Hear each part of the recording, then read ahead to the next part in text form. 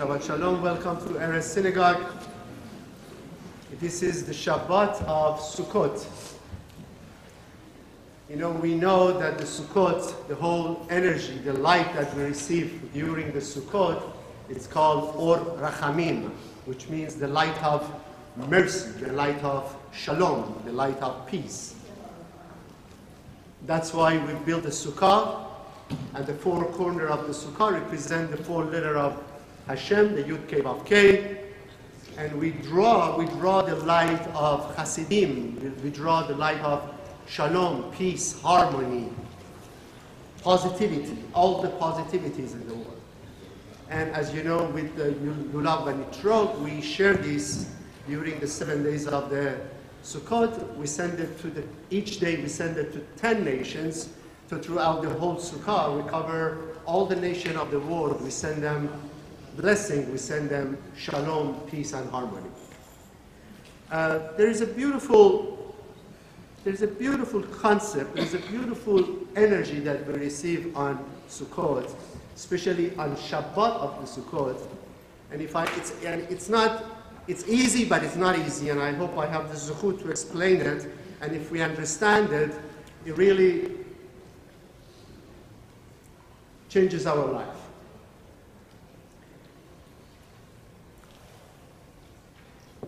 On the Shabbat of the Sukkot, Rabbi Baal Shem Tov explains that we receive a special light force, we receive a special energy that helps us connect only to positivity. We may think that there is positivity and negativity, there is darkness. But even scientists prove that there is no such a thing as darkness. Darkness is the byproduct of our perception. Every time we don't see the light, the darkness shows itself. Darkness gets its fuel from our doubt, from our uncertainty, from our reactive behavior. Our reactive behavior. What is our reactive behavior? When I hear a news that I don't like, and I don't know what news is all about, when something happens to me that I'm not comfortable with, then I react to it. And the moment I react to the things that at that moment doesn't make sense to me, I don't understand it, I become upset, I become angry, I become disappointed, then that reaction of me puts me into the realm of darkness. Otherwise, darkness itself doesn't exist.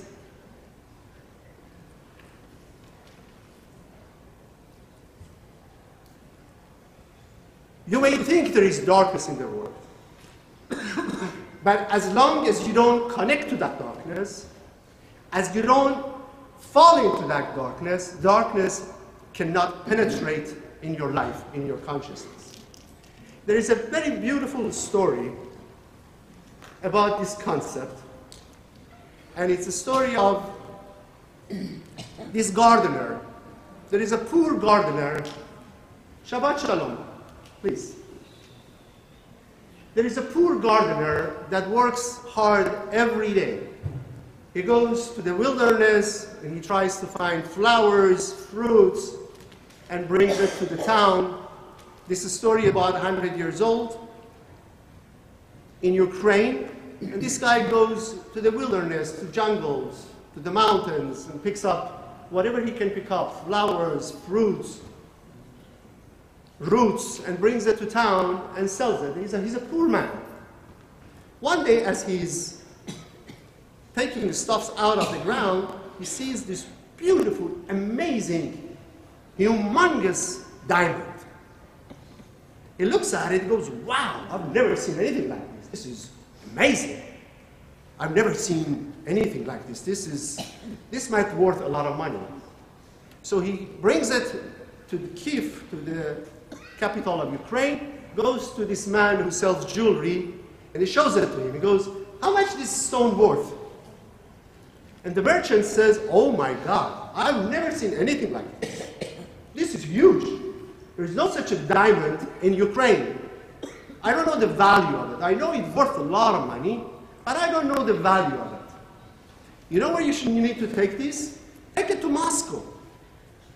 There are people in Moscow who buy expensive jewelries. Take it to one of the merchants in Moscow, and you're probably going to get a good money for it. And he doesn't have money to travel to Moscow. So he goes and hires someone. He says, look, I have this stone, which is worth a lot of money. I don't have any money now. But if you take me to Moscow, I'll sell it and I pay you back. The guy says, oh, wow, yeah. I'm sure you're going to make a lot of money out of this stone. So he takes him to Moscow. He goes to this jewelry store in Moscow. And he shows it to the man. And he says, look what I found. How much is this stone worth? And the man in jewelry store in Moscow, he looks at the stone, he goes, oh my God, I've never seen anything like this. This is the biggest diamond I've ever saw. There's no such a thing in Russia. You know where you're going to get the best money for your diamond? Go to London. Go to London. London is a place that all the rich people go and buy jewelry. You're probably going to get the most out of this stone if you go to London. And the guy says, how am I going to go to London? I don't have any money. And at that time, they had to take a ship, go from Moscow all the way to London. So he goes by the water, he sees the man in charge of the ship, and he says, look, I need to go to London to sell this stone. I don't have any money right now, but I can sell it, make a lot of money, and pay you. And the guy looked at the stone, he goes, yeah, I'm sure you're going to sell this worth a lot of money. So he gets on the ship, and he travels from Moscow to London. It takes a few days.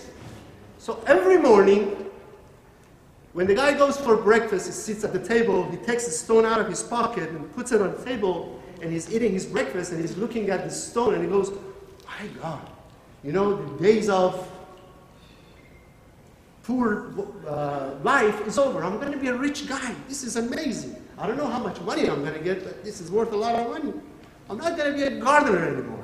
I'm going to be a rich man. And he's happy. He takes breakfast, he goes to his cabin. The morning after he comes, puts the stone on his table, eats, and he's happy. He's so excited. The third day, as they're getting close to London, he forgets about the diamond that he left it on the table. He eats his breakfast. He goes to his cabin, and he realizes, oh my God, I left the stone on the table. So he rushes back on the ship to go get his stone. Right at that moment, the waiter is cleaning up the table.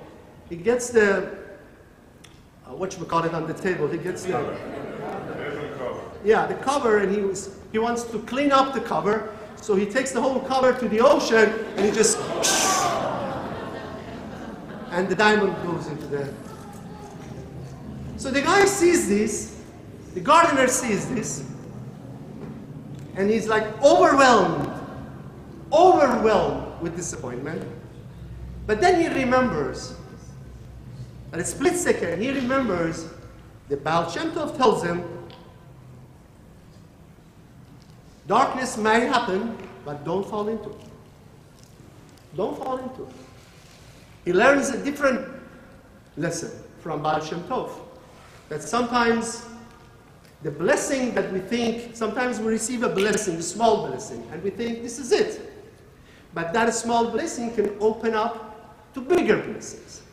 So instead of reacting and jumping and screaming, somebody help me, somebody jump into the water, I lost my stone, he's quiet, he sits back.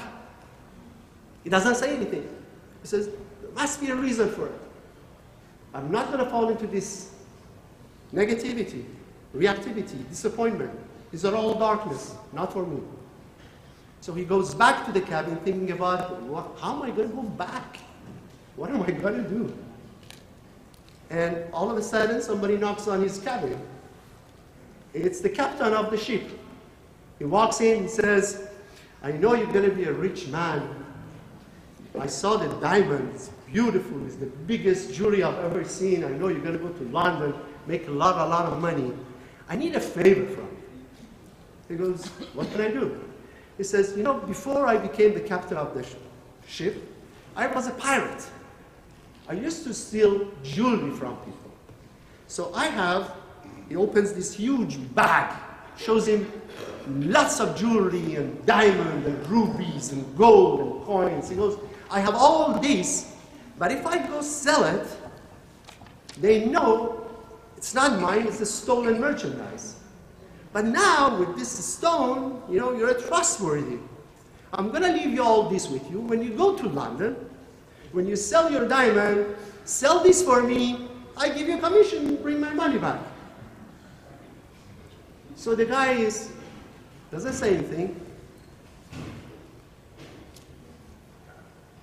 He goes to London, he sells all the jewelry that the captain gave him. He gets back on the ship. They tell him, guess what? The captain passed away. He passed away. So he ends up with all those money that he sold from the jewelry. What is the lesson?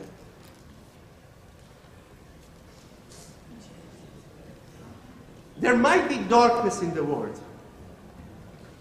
There might seem to be negativity in the world. There might seem to be disappointment along the way. But as long as you don't react to it, you don't connect to it, you don't become a victim of that negativity.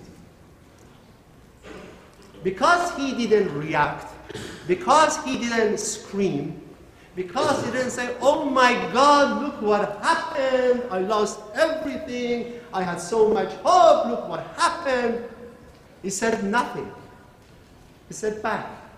He didn't react to negativity. When we don't react to negativity, that negativity is not yours. It doesn't affect you. The things that seems dark in this world, it doesn't become yours as long as you don't connect to it. Every time we learn this in Kabbalah, the very first basic of Kabbalah is to be proactive, to not to react, not to good news, not even to bad news. Don't get too excited about good news. Don't get too excited about bad news. There is no such a thing as bad news. Everything happens for a very, very good reason.